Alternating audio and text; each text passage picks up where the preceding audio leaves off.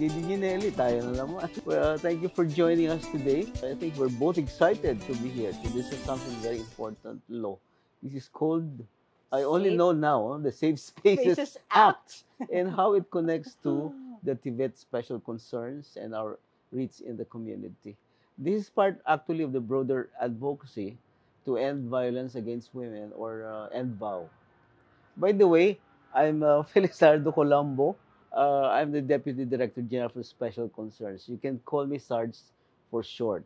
I'm actually very excited because we are working on this together. This is a very good initiative of the TESDA Women's Center. Congratulations. By the way, I'm Nelly Diliera, Deputy Director General for Partnerships and Community-Based Tibet. And yes, absolutely, ang Safe Spaces Act na binanggit na po ni DDG Sards kanina ay bago pero napaka-importanting batas because this ensures na ang lahat po ng public spaces kasama na ang educational institutions, of course, TESDA, no? Dami nating TTI, and dami nating TVI. TVIs, And these are actually considered educational and training institutions should be free. Ito, DDG SARS. Free from sexual harassment or pambabastos, diskriminasyon, at iba pang uri ng karahasan. So I personally believe that this issue should matter to everyone. Sa lahat po. Sabi nga, di ba, gender issues, sexual harassment, babae, lalaki, LGBTQ. I think those are the concerns that we will be discussing as we go along.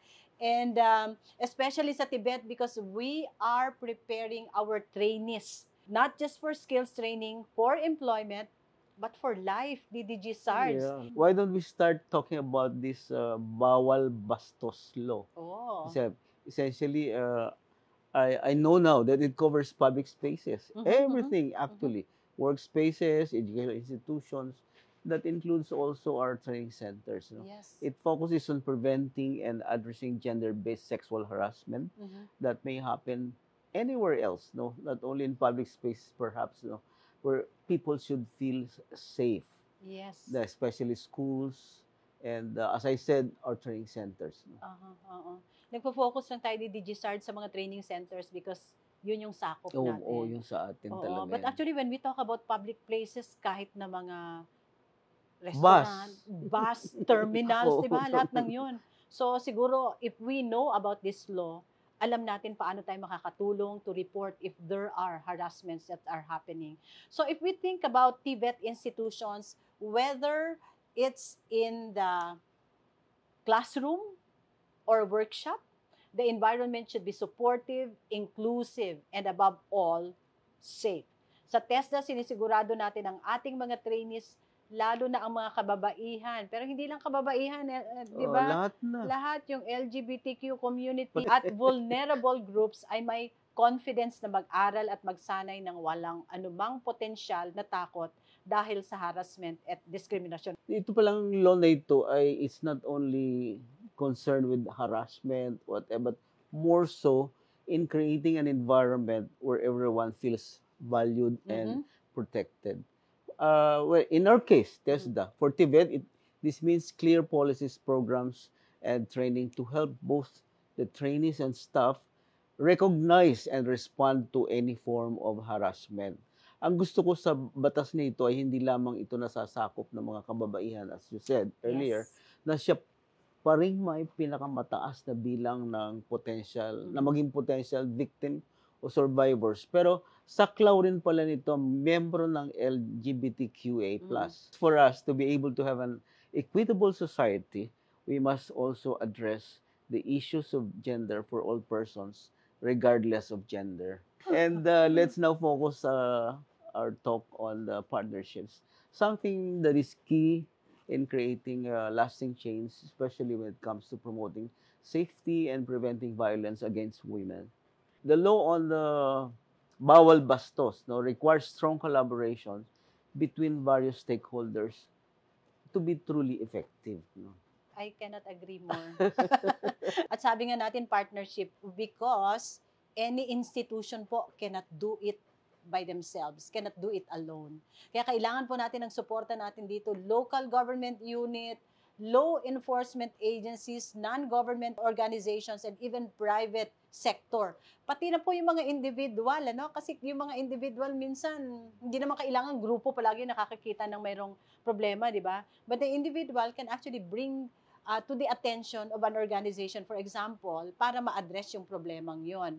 So creating safe spaces in Tibet is not just having a zero tolerance policy for harassment, it is also about building a network of support. Malakas tayo dyan, DDG, kasi ang dami nating friendship. Kaya hello sa mga lahat ng mga partners natin dyan, Industry Tibet Board, di ba? Tsaka yung mga private organizations.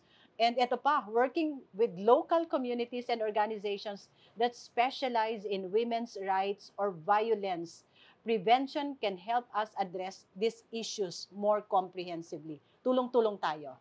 We see this in action, and by working closely with the community leaders, Yes. the local businesses, our industry boards, and other organizations, we can create a broader safety net for trainees, ensuring that they are protected not just in the classroom, but also in their day-to-day lives. Mabuti naman dito sa TESDA na inabutan natin ay pinapatupad na sa lahat ng programa nito at nagiging pangkalahatang policy yung pag-protect ng karapatan ng mga kababaihan o lahat, na lahat ng genders. And but noticing that we found out there are special flagship facilities in TESDA, like the TWC or the TESDA Women's Center, also known as the National Training Center for Women or the NTCW, and also the Language Skills Training Center for the Philippines. These centers go beyond just technical skills training. They embody the principles of advocacy of the Safe Spaces Act. At the TWC or the TESDA Women's Center, for example, we have focused on empowering women to excel in technical fields. No, many of which are traditionally male-dominated, but technical training alone is not enough. No, we ensure that the training environment is free from harassment, discrimination, and any form of violence, so that women can focus on their growth and development. May dagdag ako dyan, DDG Sarge. Yeah. More pa. Oo, yung more. TWC. Talagang lodi ko yung binalik nila yung ano nga dito yung daycare. Daycare, 'di ba? Kasi alam natin ito, sabi nga namin minsan pag training, sorry ha. Minsan maganda rin pag nagte-train sa mga babae ang trainer.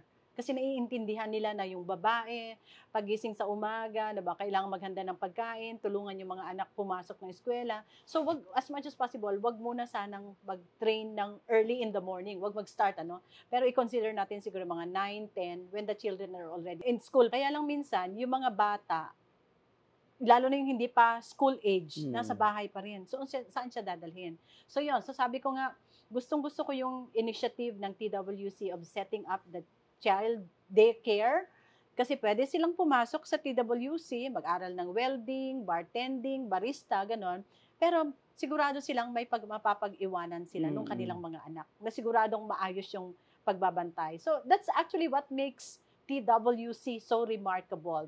It's a place for women, or where women and people with diverse GSC and social identities can gain not only skills but also confidence. Confidence to pursue career in industries like construction, sabi nga natin kanina, automotive, electronics, and even the growing careers of the virtual world. Kailangan natin i-acknowledge na habang ini-empower natin ang ating mga kababayan, lalo yung mga kababaihan na pumasok sa isang male-dominated trades, kailangan pa ring tiyakin na protektado sila sa anumang karahasan. Unti-unti nang natatanggap ngayon ng lipunan yung equality of genders. Even yung sinabi mo na child care o kaya sa eskwelahan, dati ang mga naghahatid lang, mga nanay. So meron naman yung mga tatay ang naghahatid at nagtatrabaho yung mga nanay. Tapos kaya dito sa TESDA, kung meron tayong facility na ganyan, pwede ring sumama pa rin yung husband while nagti-training sa TWC yung wife, di ba? Mag-training na rin yung asawa. Tapos yan, yung sabay, no? Sabay. Tapos yung bata, na-expose siya dun sa Oo. ginagawa ng parents, Yes, di ba? oo, So, trades. yung various trades, Oo. na-inculcate na at an early age yung interest Mm. doon sa industry, di ba? Oo. So, nakakatuwa yung ganito. Napakahalaga talaga na mabigyan pansin ng mga specialist training centers at iba pa na mga tested training institution. We want to ensure that every tested training center becomes a safe haven for learning, development, and empowerment. Oo. So now let's shift to community-based TVET, okay? Because we are not just talking about training facilities, but the entire community. Many of our programs are designed to reach people in rural areas or community where safety and access to education might not be always guaranteed. So, That's DDG right. Sarge, anong say mo That's dito? right. In the community-based TVET, the Safe Spaces Act also plays a key role. We're ensuring that every training programs in the community will also create an environment where people feel protected, especially women, and can learn without fear of discrimination and sexual harassment. Malaki ang parte ng mga community leaders dito. Lagi, Diba? kahit saan. Kaya maganda rin sa TESDA, meron rin tayong tinatawag na TESDA sa barangay. Kasi dito, tinitrain rin natin, hindi lang yung mga LGU workers, but even yung mga community leaders, how to operate or how to manage yung pinakahinahawakan nilang posisyon as a community leader. So, by working with local government units and organizations, we ensure that everyone is on the same page. Pare-pareho yung pag-intindi natin about safety and inclusion. Lalo na sa community-based training where the people there are very vulnerable, di ba, to any kind of harassment. Yes. No? Although nakasanayan nila yan, pero kailangan natin baguhin yung mindset ng mga tao para walang maharas o walang maagrabyado. No? So, we realize that indeed in the community-based approach is crucial in breaking down barriers, whether it's access to training or feeling like you belong. Creating safe spaces helps empower individuals to engage fully in the programs and contribute positively to the community. Together, through strong partnerships by understanding the needs of our learners and our personnel, we can build a safer and more inclusive TVET. Let's continue to work together to promote safe spaces in TVET. And always be reminded, sa TESDA, bawal ang bastos. Bigyang wakas, ngayon na ang oras.